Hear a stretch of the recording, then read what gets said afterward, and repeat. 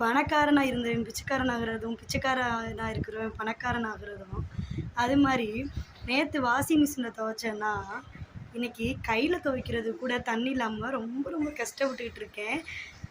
நான் வந்து சில டைமிங்கில வந்து ஏதோ ஒரு மிஸ்டேக்கு சம்மந்தமே இல்லாம பேசியிருந்தா வந்து மன்னிச்சிடுங்க. எனக்கு தெரிஞ்சது மட்டும் தான் நான் சொல்ல முடியும்.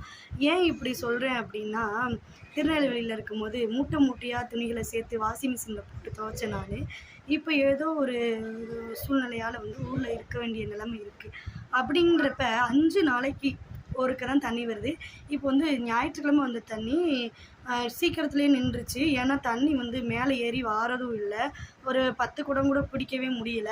ஏன்னா சமைக்கணும், குளிக்கணும், துவைக்கணும் எல்லாத்துக்கும் தண்ணி பத்துறது இல்லை.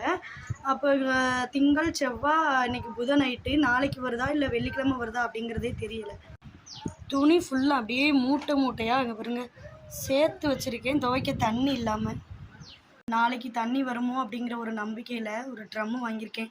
850 ரூபா சொல்லி 50 ரூபா குறைச்சி 800 கொடுத்தாங்க அந்த ட்ரம்மு. தண்ணியை நம்பி 2-3 செடியை வேறு நட்டு வச்சுருக்கேன். இங்கே பாருங்க போட்டு வச்ச பாத்திரம் 2 நாளாக இப்படியே தான் கிடக்கு. பேக் கேமராவில் அப்படி உங்களுக்கு காமிக்கிறேன். பாத்திரம் விளக்காமல் அப்படியே கிடக்கு. இந்த மழை பெய்யறனால எதுவும் இந்த கொய்யா கண்டோ இந்த சப்போட்டா கண்டோ அப்படியே வாடாமல் இருக்குது.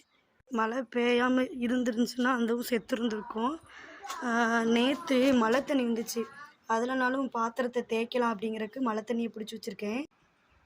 2 குழாயில் இருக்குது. 2 குழாயில் ஒரு குழாய்க்கு வந்து 3 பேர் பிடிக்கணும்.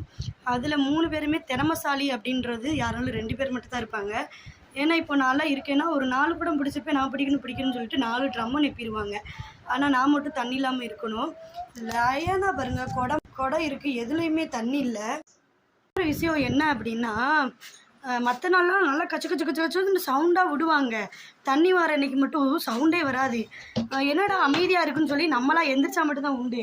ஏன்னு கேட்டோன்னா தண்ணி வரும், நம்ம பிடிச்சிட்டு அப்புறம் சத்தம் விட்டுக்குருவோம் அப்படிங்கிறனால அப்படியே அமைதியாக சைலண்ட்டாக இருப்பாங்க பார்த்துக்கோங்க தண்ணி வர அன்னைக்கு மட்டும். நான் கல்யாணம் முடிச்சுட்டு 2017 திருநெல்வேலி போயிட்டேன். அதுக்கப்புறம் ஒன்றும் தெரியல, ஸ்கூலுக்கு போன மேனிக்கு அப்படியே அப்புறம் அப்படி இப்படின்னு போயிடுச்சு.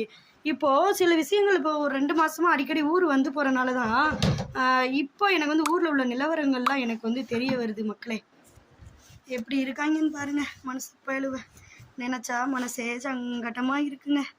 ஓகேங்க, பாய்ங்க.